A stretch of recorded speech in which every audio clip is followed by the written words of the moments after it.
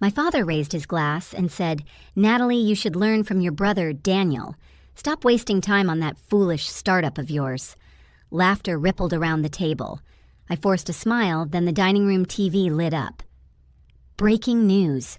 Natalie Walker, secret billionaire behind Ironclad Systems revealed, net worth, $11.2 billion. Mom's fork clattered to the floor. Daniel's smirk collapsed. I stood, slid my chair back, and whispered, "Excuse me. My board is waiting." And that was only the beginning. Before I dive in, hit like and tell me where you're watching from.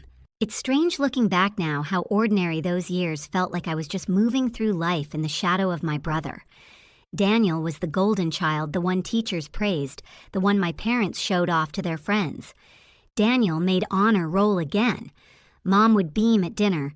Daniel's professor says he's Ivy League material, and me, I was the afterthought, the one they'd half-heartedly pat on the shoulder before asking, "So, are you still playing around with that little computer project of yours?" I still remember the day I brought home my first prototype, a rough circuit board wired together in my cramped apartment. I'd skipped meals for days, pouring every ounce of energy into making it work. My hands were shaking with excitement when I showed Dad, thinking, hoping he'd finally see me. He looked at the board, frowned, and said, "That's nice, Natalie, but maybe you should think about law school or at least something practical." Daniel laughed in the corner, tossing me a look that said it all. "You'll never measure up." Those little moments pile up heavier than you realize. I learned to hide my victories. The small grants I won from university competitions. The angel investor who gave me my first $20,000 check.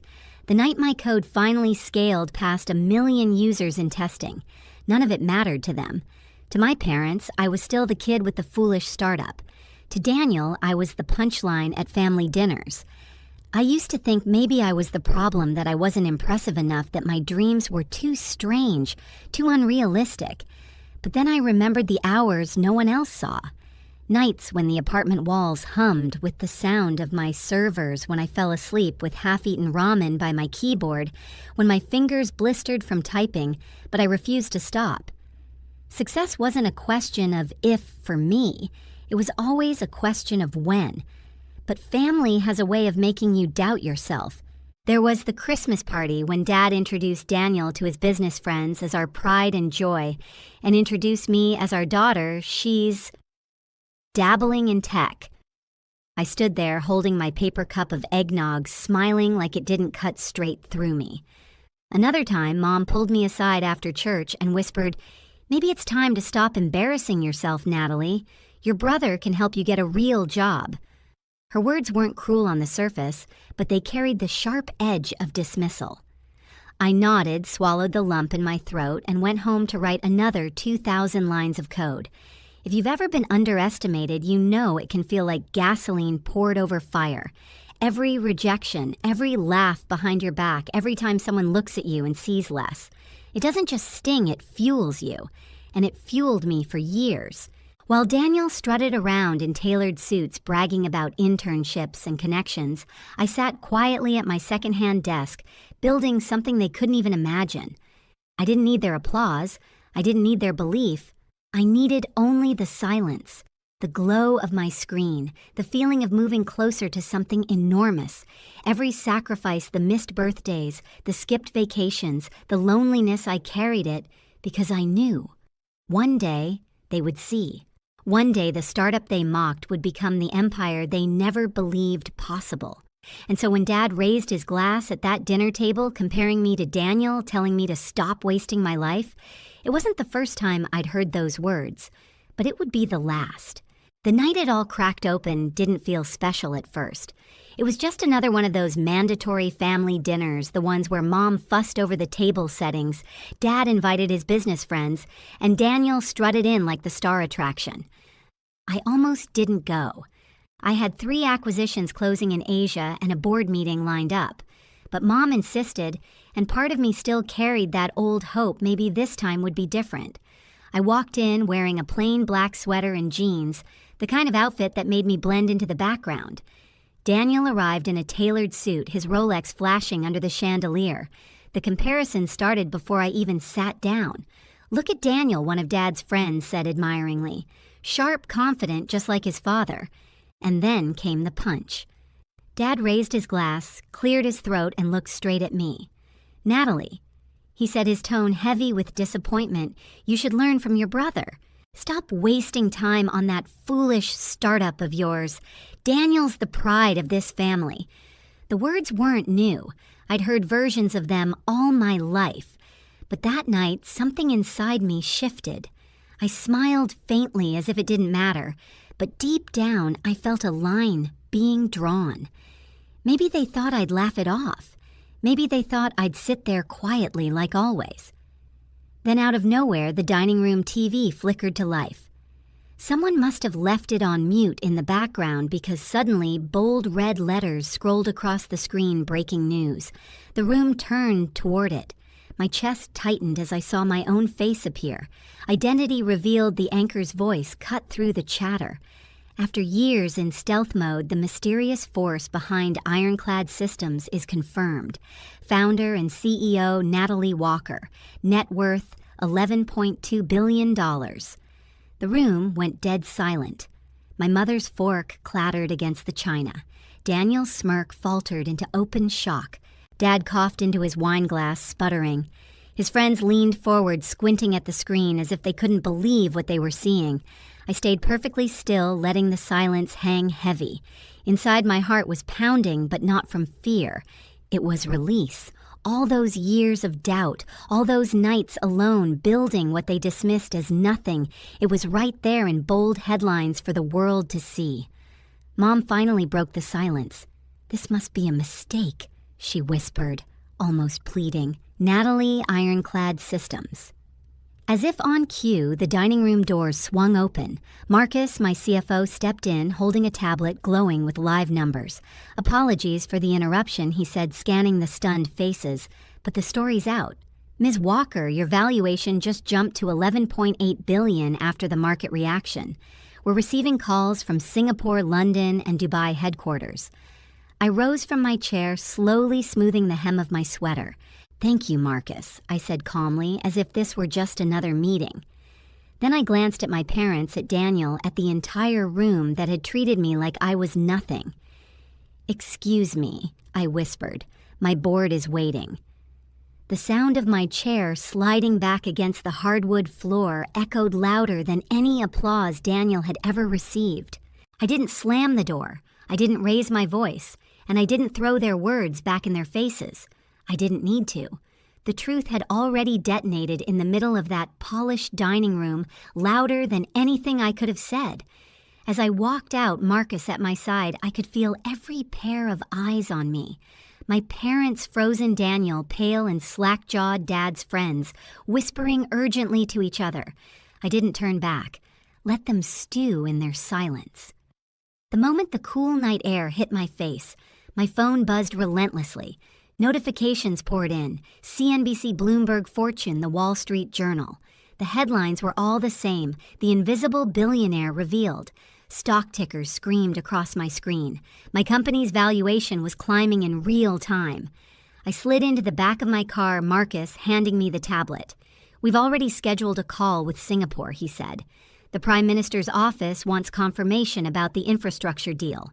I nodded, scanning the numbers. Billion after billion rolled upward like the universe was finally keeping score. And yet my chest wasn't tight with anxiety. It was calm. I'd spent 5 years building Ironclad Systems in silence, in the shadows, brick by brick, acquisition by acquisition. Tonight wasn't chaos. It was the unveiling of something inevitable. Meanwhile, the calls from my family kept flooding in. 10 from Mom, 12 from Dad, 3 voicemails from Daniel that all sounded the same disbelief, straining into panic. I didn't answer any of them.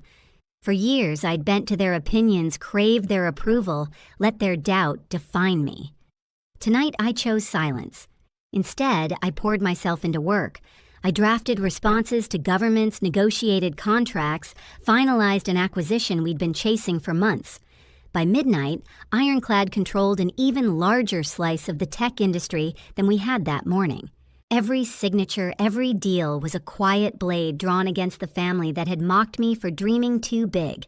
The next morning, the world's headlines carried my name, Natalie Walker, the secret architect of modern tech. The startup they laughed at now valued higher than Microsoft and Apple combined. Interviews piled up, invitations from governments, private jets waiting on tarmacs, and my family, they were drowning. I heard through whispers that Dad's business friends had already called him asking why he never mentioned his daughter's empire. Mom's country club, the one that had rejected me 3 times, suddenly extended me a personal invitation. Daniel's company stock had started sliding investors, realizing Ironclad controlled the very chip supply his firm relied on. Did I gloat? Did I march back into their mansion to rub it in? No, I didn't have to. Silence was louder than any revenge. All I had to do was keep moving forward. Let the empire speak for me. Sometimes the sharpest counterattack isn't fire or fury. It's the sound of a phone buzzing with missed calls you'll never return. By sunrise, the war had begun, not in boardrooms or stock markets, but in my voicemail. "Sweetheart, it's Mom." The first message chimed her voice tight, almost rehearsed. "I hope you know how proud we are of you. Why don't you come by for dinner tonight? Just the family." The next was Dad's. "Natalie, listen. We should talk business. With my experience and your company, we could really make something of this." His tone dripped with the same authority he'd used all my life, as if nothing had changed. Then came Daniel, less polished, more frantic. "Natalie, we need to discuss the chip supply. Ironclad can't just look we're family, right? Don't do this to me." The irony nearly made me laugh. For years, I was the nuisance, the kid wasting her time. Now overnight, I was leverage. I ignored every call. Silence was still my weapon. But I couldn't ignore what happened next. They showed up unannounced at my office. From the 72nd floor of Ironclad's glass headquarters, I saw them through the lobby cameras. Dad straightening his tie nervously, Mom gripping her handbag like a lifeline, Daniel pacing like a caged animal. For once, they looked small. Marcus appeared at my door. "Do you want me to send them away?" I thought about it. God, how tempting it was. But no, I wanted them to see. I wanted them to step inside the empire they swore would never exist. When they entered, their jaws dropped at the rows of analysts, the walls of live market data, the quiet efficiency of a company running the world's infrastructure. Daniel's eyes darted to the global map glowing across the main screen, our servers pulsing across continents. Dad cleared his throat, trying to mask his awe. "Impressive operation you've got here." "It's not an operation," I corrected coolly. "It's the backbone of modern technology." They exchanged glances, scrambling for footing. Mom leaned in her voice, soft, coaxing. "Darling, all we ever wanted was the best for you. We didn't mean what we said back then. You know we love you." Her words should have warmed me. Instead, they rang hollow, brittle, like glass. Daniel finally snapped. "You're destroying my company. Do you realize Ironclad controls every chip we need? You can't do this. It's not fair." I met his panic with calm. "Business is business, Daniel. Isn't that what Dad always said?" He flinched, but I didn't linger. I turned back to Marcus. "Send them the standard partnership documents. If they want supply, they'll pay market price. No exceptions." The meeting was over. As security escorted them out, I caught my reflection in the glass wall, composed, unshaken, a woman no longer begging for approval. For the first time, I realized the struggle wasn't mine anymore. It was theirs. It happened 3 days later. I was reviewing a deal in the executive boardroom when Marcus leaned in. "Ma'am, they're here again. This time, they won't leave." I already knew who he meant. My family. I sighed, closed the folder, and said, "Send them in." The doors swung open. Dad walked in first, his confidence cracked, but not gone. Mom followed, her face powdered with the kind of effort that said she'd practiced this moment in the mirror. Daniel trailed behind, pale, jittery, the mask of superiority long since stripped away. The silence was thick until Dad finally spoke. "Natalie, we were wrong." 3 words I'd never thought I'd hear. But instead of satisfaction, all I felt was a cool detachment. Wrong about what, Dad? That my company was a joke that I should give up. He swallowed hard. We underestimated you. We didn't see what you were building, and now we need your help. There it was. Not love, not pride, need. Daniel stepped forward, his voice cracking. My company's bleeding. Without your supply chain, we can't survive. You can't just cut us off. We're family. Family. That word again, thrown like a life raft only when convenient. I stood slowly, the skyline of the city glowing behind me, casting my shadow across the room. Family, I repeated softly. Where was family when you mocked my startup? Where was family when you told me to quit to be more like Daniel? Daniel opened his mouth, but no words came out. I turned to Dad. You spent my whole life telling me, business is business. You said it when you passed me over for opportunities. You said it when Daniel was praised and I was ignored. Well, you were right. His face fell. Natalie, I didn't mean. But I cut him off. Business is business. An ironclad doesn't do favors. Not for competitors. Not even for blood. The room went quiet, the kind of silence that burns deeper than shouting. Mom finally whispered, We're losing you. I shook my head. No, you lost me years ago when you decided my worth before I had a chance to prove it. Marcus appeared in the doorway with his tablet. Ms. Walker, the EU delegation is waiting for you.